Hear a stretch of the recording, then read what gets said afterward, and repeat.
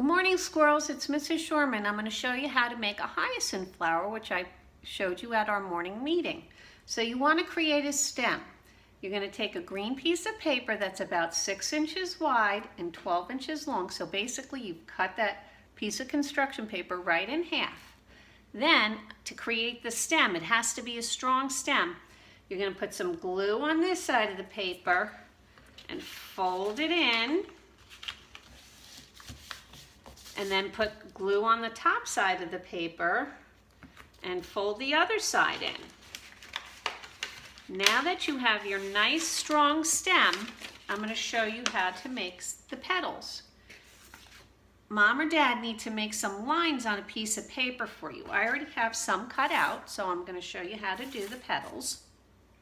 But you're going to need about 6 or 7 strips of paper. Again, they're about 6 inches wide and 1 inch wide and 6 inches long. So after you've cut out all your strips of paper, you're going to put glue, and you need to use a good and fair amount of glue on the one end. And what you want to do is fold it over and hook it together just like that. And I want you to count to 20 because these need to stay together when you're making them.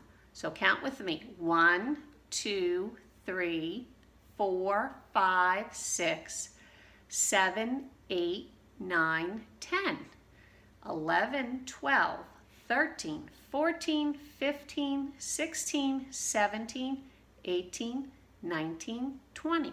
All right, so once you have all your circles made, you're going to glue them onto your stem. And as I did with this one, it's okay to stack them. You might want to make, so this one has 7, but you want to make more. Now we're going to need our leaves. So have Mom or Dad draw a leaf for you, and squirrels, I know you can cut the leaf out by yourself. So do a good job, take your time, make sure you're holding your scissor correctly, and cut out your leaf. After you cut out your leaf, I want you to fold it. Fold it in half and then attach it to your stem, and you will have a beautiful hyacinth flower. And I'm going to show you real quickly how to make another flower. It's very simple. You need 4 strips of paper. 1, 2, 3, 4.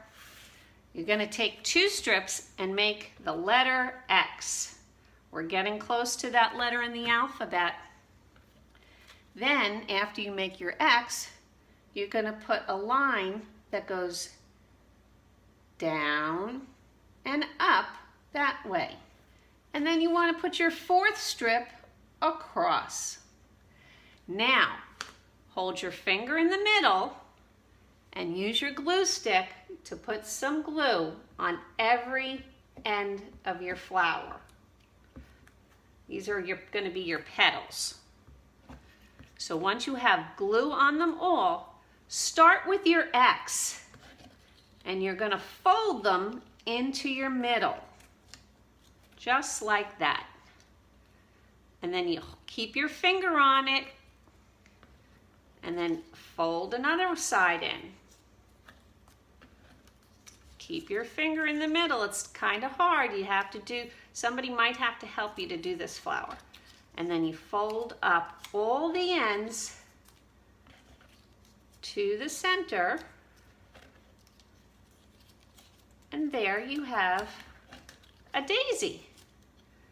And you're going to need to hold that for quite a bit of time so that glue dries nice and tight. And after you've completed making your daisy, you can put your center on. It's just a little circle of another color. Okay, and there's your daisy, all made and all dry.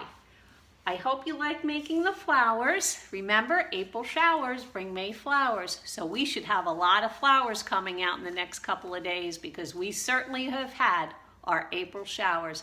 Bye, squirrels.